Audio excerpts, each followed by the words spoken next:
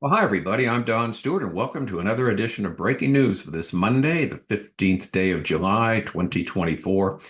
And what we're going to do on this episode of Breaking News is look at where everything stands with respect to the assassination attempt on the life of President Trump. We're going to take a further look at the job that the Secret Service did or did not do. The leftist press is now blaming Trump for getting shot at or saying that the entire episode was nothing but a pre-planned hoax. Joe Biden has another major gaffe that again shows his incompetence, and many Democrats have already accepted the fact that Trump will win the election. Today is the start of the Republican National Convention, so a lot to talk about. Now, later today, on our second edition of Breaking News, what we're going to do, we're going to look at how the Lord has used natural events to bring about his supernatural results, to bring the world to where we're at right now. And this includes Israel's miraculous return to their ancient homeland here in the last days. We call this the supernatural working through the natural, and we have an entire book on the subject, God's Divine Appointments, the supernatural working of God through everyday events, the stories of Joseph, Judah, and Jonah. And that's found under our heading of Christian Living on our website, Educating Our World. And as always, the books are free downloads. And so please take advantage of that. It's a fascinating study, actually. I think you'll really enjoy what we do on our second edition of Breaking News later today. Okay, let's get to today's stories. Headline number one. This is fascinating. This is from Zero Hedge, and it's called Malice or Massive Incompetence. Erik Prince gives detailed assessment of Secret Service failure. Now, we quoted him yesterday, Erik Prince. He's an expert on the subject. This article is something that was written by him, and it's fascinating. I'll give you some of the highlights. He says Donald J. Trump is alive today solely due to a bad wind estimate by an evil would-be assassin. As the graphics show, and there's graphics along, obviously, alongside the story, the full wind value of just 5 miles per hour is enough to displace the unconfirmed but light 55 grain bullet 2 inches from DJ Trump's intended forehead to his ear. Donald Trump was not saved by the U.S. Secret Service brilliance. The fact that the U.S. Secret Service allowed a rifle-armed shooter within 150 yards to a pre-planned event is either a malice or a massive incompetence. Clearly, there was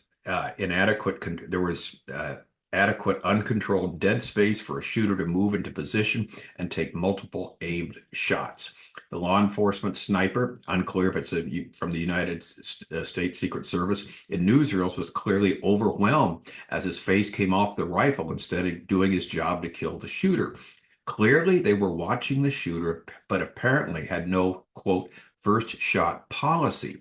The only positive action was an apparent 488-yard shot by one U.S. Secret Service sniper, which dispatched the assassin. But after the assassin launched at least 5 rounds, wounding Donald J. Trump and killing and severely injuring others in the crowd. Now, this is interesting what he says next.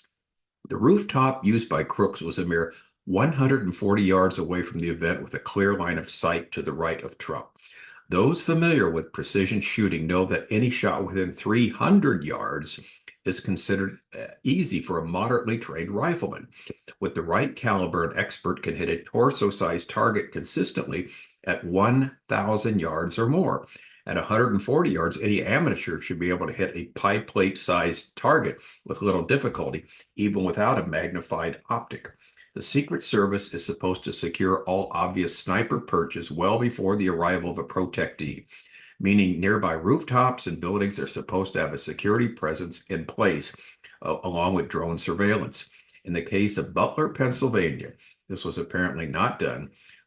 Secret Service snipers were only present on the building right behind the venue stage. And that's from his article. And again, malice or massive incompetence, as the article's called.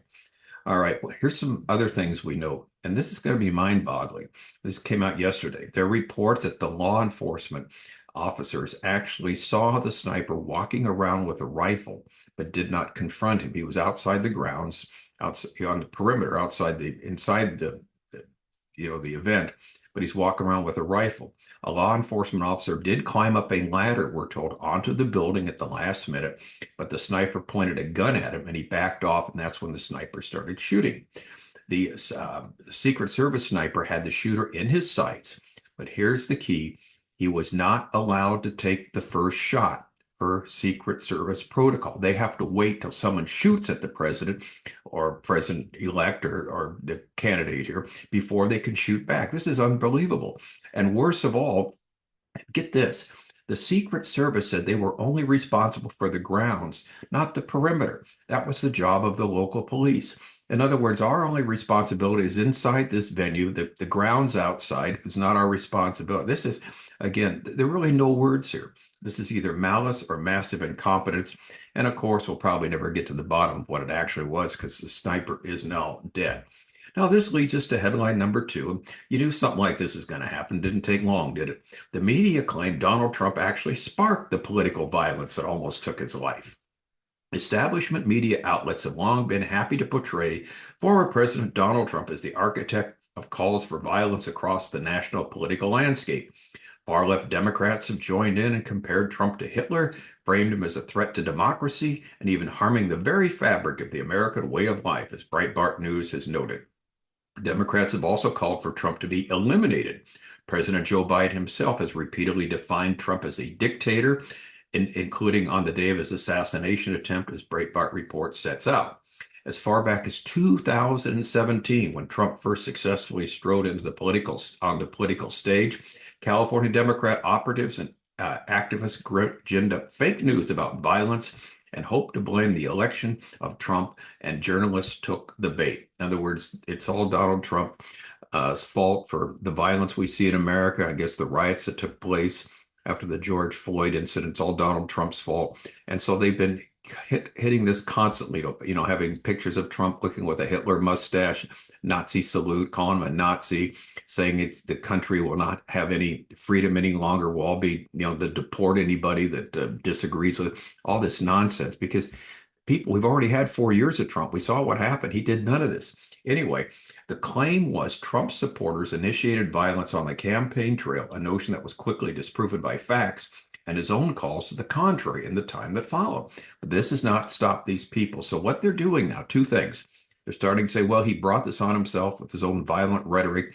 And then there are actually people saying that no, the whole thing was a hoax. It was a hoax that pre-planned, that Trump himself put together, of have a sniper almost take him out, of him standing up, and proclaiming, we're going to fight on this and that. And so, in other words, it just did not happen naturally. It was all a hoax. And people are actually buying this nonsense. And so it didn't take the press long, did it? The leftist press to basically blame Trump, or it's either a hoax or it's his fault this happened. So let's just move on from here. It's not the violence and the rhetoric, the horrific rhetoric, when person after person has actually said publicly, we need to take out Trump, we need to eliminate him, we need to kill him. That didn't have anything to do with it. And so this is where we're at. And so the whole idea that the country is going to settle down to a more kinder, gentler nation is nonsense. It's going to get worse and worse as we get closer to the time of the election. Now, and here's the problem for the Democrats. Joe Biden yesterday made an Oval Office speech, and again, marred by another huge gaffe. He said, we settle our differences at the battle box. Another major malfunction in the biggest spotlight. So Biden, again, can't even give a complete sentence without flubbing it all up. He flubbed up the Oval Office response. Again, there's no power to him. You watch him speak. He's obviously compromised mentally and physically. And so another major gaffe. And this has led to this next headline, or 4th one. Here's the report. Senior House Democrats tell Axios, we've all resigned ourselves to a second Trump presidency. A senior House Democrat reportedly told Axios that many in Congress have resigned themselves to a second Trump term following an assassination attempt on the former president's life this weekend.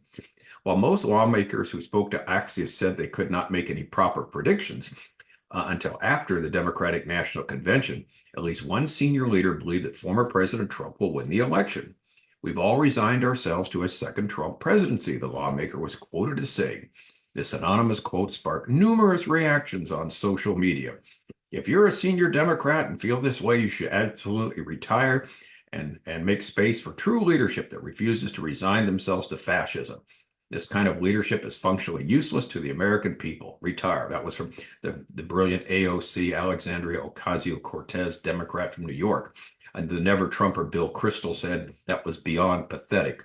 Now, aside from Trump, many other congressional Democrats told Axios that the move to replace Joe Biden as the nominee has likely ended due to the attempted assassination. We said this yesterday. Any movement now to get rid of Biden will not work. The time is not there. All the headlines are focused on Trump, the assassination attempt, the events hereafter. We've got the Republican convention. There's just not enough time to replace him. And he's not going anywhere. Like we said, his own mind is made up, and he has people in his inner circle telling him he can still win it. So what we have here now, the congressional Democrats all consuming angst over President Biden's candidacy has taken an abrupt back seat in lawmakers' minds in the wake of the assassination attempt against former President Trump. In fact, Bill Maher has an article out that a comedian, whatever you want to call him, the talk show host, that says this sniper did a horrific job for the left cause of the leftists in America by not taking Trump out. And so by making him a hero. Anyway, Democrat lawmakers are shifting priorities as their own security and their own staff are opposed to settling political scores in hopes of bringing the country to a calm. We're all just focused on expressing condolences and keeping our team safe, said one House Democrat. Another senior House Democrat said they will not be pursuing any more motions to remove Joe Biden. And they really can't right now because it just doesn't fit with the mood of the country, what's happened, the horrific event that we're all still shocked with, the horrible death of that one wonderful man that was in the crowd, saving the life of his family by giving his life, the other two that are, injured, that got critical condition. And the fact that by the grace of God, because President Trump, as he said, he did an interview yesterday with the New York Post, and he said, I should be dead. He said he just happened to look up at that time, which he doesn't usually do. He doesn't turn to his right. He never turns away from the audience, but he was reading something, he said. And because he was reading something, he had to stick his head up and turn his head. And that's what literally saved his life. And we're going to, like I said, we're going to talk about the supernatural working through the natural. For events like this, it seems, this is just a real great coincidence. This is amazing. Now, this is the Lord working, and we've seen this happen over and over again.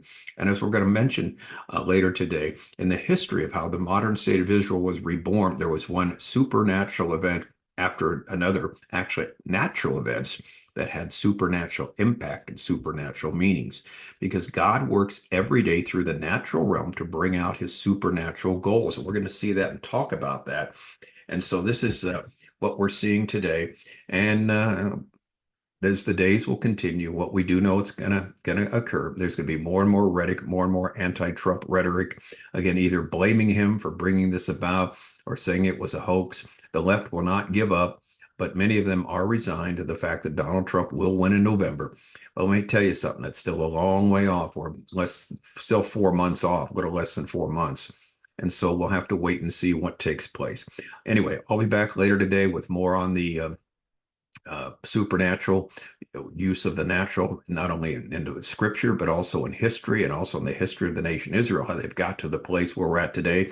There's also stories today that we want to cover, international stories about Russia, about Israel. We'll get to these, but this first and foremost is still fresh in our minds, and we're still reeling from it as we begin the work week here in America about the attempted assassination of President Trump, the absolutely incompetence, either that or the malice on the part of the Secret Service, and then just see where we go from here. All right, I'm Don Stewart again. Thank you so much for watching as always, and until next time, may the Lord richly, richly bless.